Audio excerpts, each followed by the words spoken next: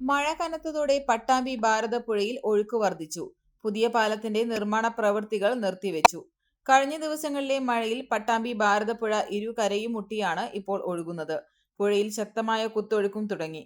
പുഴയിൽ വെള്ളം വലിയ തോതിൽ വർദ്ധിച്ചതോടെ പുഴയിൽ നടന്നിരുന്ന പുതിയ പാലത്തിന്റെ നിർമ്മാണ പ്രവൃത്തികൾ നിർത്തിവെച്ചു. ഇക്കഴിഞ്ഞ മാർച്ചിലാണ് പുതിയ പാലത്തിന്റെ തൂണുകളുടെ പ്രവൃത്തികൾ തുടങ്ങിയിരുന്നത്.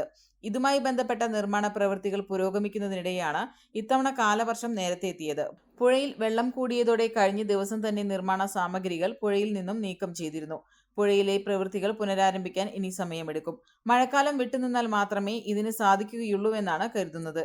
കിഫ്ബിയിലെ 52 കോടിയോളം രൂപയാണ് പാല നിർമ്മാണവുമായി ബന്ധപ്പെട്ട് അനുവദിച്ചിരിക്കുന്നത്. 33,14,53,000 രൂപയ്ക്കാണ് പാലം നിർമ്മിക്കാൻ കരാർ എടുത്തിരിക്കുന്നത്. ജാസ്മിൻ കൺസ്ട്രക്ഷൻ കമ്പനിക്കാണ് കരാർ ചുമതല. RFB വഴിയാണ് പദ്ധതി നടപ്പിലാക്കുന്നത്. അപ്രോച്ച് റോഡ് ഉൾപ്പെടെ 750 മീറ്റർ നീളവും 13.5 മീറ്റർ വീതിയിലുമാണ് പുതിയ പാലം നിർമ്മിക്കുന്നത്.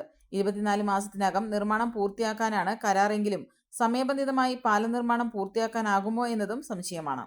പെണ്ണ് കുതിക്കും പെണ്ണിനെ കുതിപ്പിക്കുന്ന കനക ഘടകാഭരണങ്ങളുടെ കമനീയ ശേഖരവുമായി പട്ടാമ്പി പട്ടണത്തിന്റെ കനക കൊട്ടാരം Manukkas gold and diamonds, Manukkas tower, railway over ബ്രിഡ്ജിന് സമീപം മെയിൻ റോഡ്, പട്ടാമ്പി.